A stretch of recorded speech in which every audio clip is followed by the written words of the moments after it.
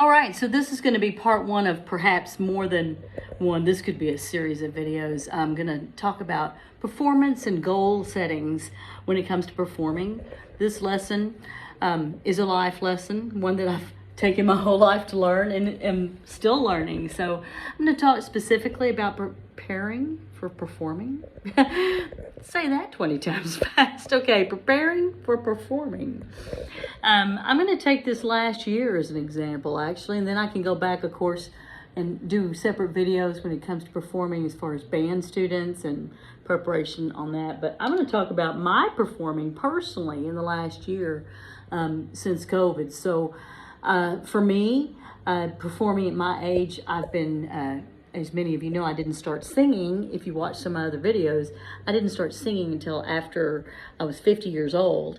And now I'm retired. So it's been, okay, about 4 or 5 years. We're going on 5 this year.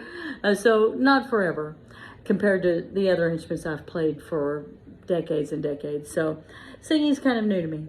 But I've caught on pretty quick and gotten to do a lot of performing. In the past year, I've performed live with bands for the first time, singing, which is different, as a soloist, which is good because my master's degree is in performance. It's in flute performance, but it's music.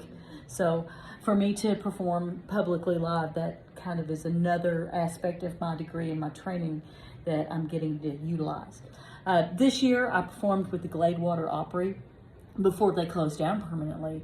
They closed because the people that owned the establishment after almost 25 years decided that they wanted to retire. I'm hoping someone will buy that again and reopen it as an Opry. It was a great opportunity, a live band, rehearsing with a live band, and then performing for an audience full of people.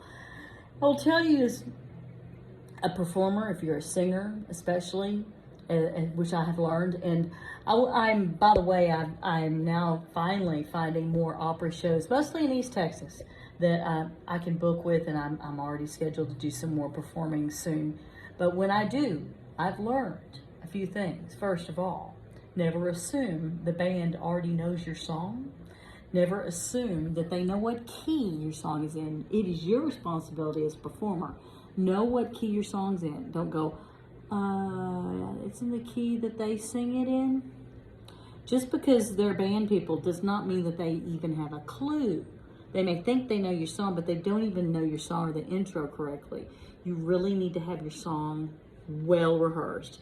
Know what note you start on in addition to what key the song is in, so that you can tell a live band that for your one rehearsal you get of about all of maybe 10 minutes. You also need to know your tempo. That's why metronomes should be important in your life. I remember I wrote everything down.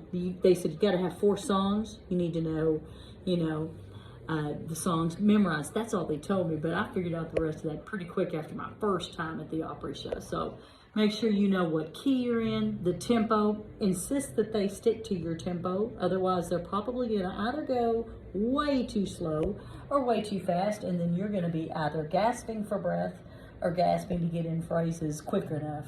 So it's important to have all of that down, and you be insistent on your end. Just, know your stuff when you go in to do a performance. That's important.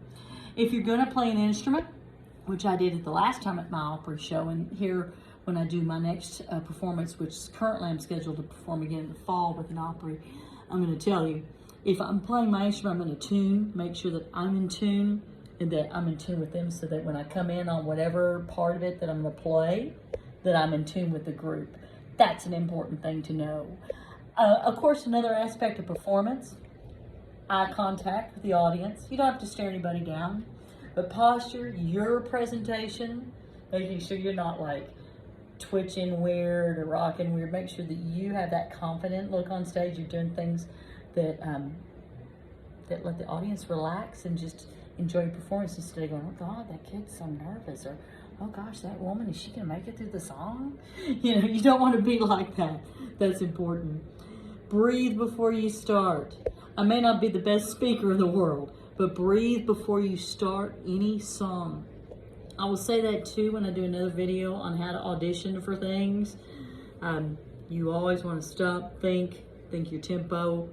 With the band thing, me showing the band when the vocal thing, I turned around my back of the audience, or my side of the audience, and tapped the tempo to the head piano player who was the leader of the band, make sure that she had my tempo before we started. That worked, you know. You got to be able to do things like that and just be in charge when you perform. Then the rest of it will kind of be smooth sailing, hopefully. And, you know, I don't really get nerves when I perform anymore so much. I get nerves when I'm doing stupid things like videos like this. But I don't get nervous when I'm performing in front of 20, 30, 40,000 people like I've performed before with the band, twirling those batons. When I was younger and twirled with the TCU band, which just keeps coming back in these videos, but it's a big part of my performance training as a young adult, a child, a young adult, and to prepare for adulthood performing. I was not really that nervous once I got going. I'd be tossing 2, 3, 4 batons in the air at once in front of thousands and thousands of people, and I wasn't scared because I was concentrating so hard on what I was doing, and then listening to the music, the cues, because I had all my routines choreographed to the exact cues of the music, the tempos of the music. I'd time it out where I'd catch it during the impact points of the music, which most twirlers don't do, by the way.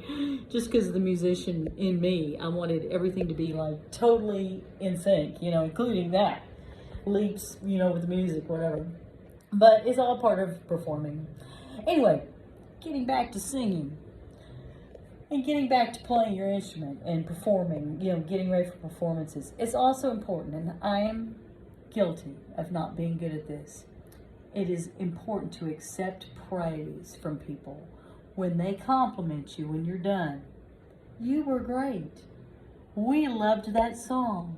That was my mother's favorite song. Or, I've never heard that song. I really liked it. Or whatever it is. Instead of trying to down talk yourself, which I'm guilty of, I'll be like, oh, it was nothing, I'm not really a singer. People don't want to hear you say that. I mean, I've been corrected on that now, so I think from here on out, I'm going to remember 2 very important words my father taught me. Thank you. Thank you. You know, when people compliment you, just accept the praise. Because if they are thinking enough to compliment you, then they want you to feel the praise, so accept it graciously. I'm still working on that one. All right, hope this video is helpful for your performance, part 1.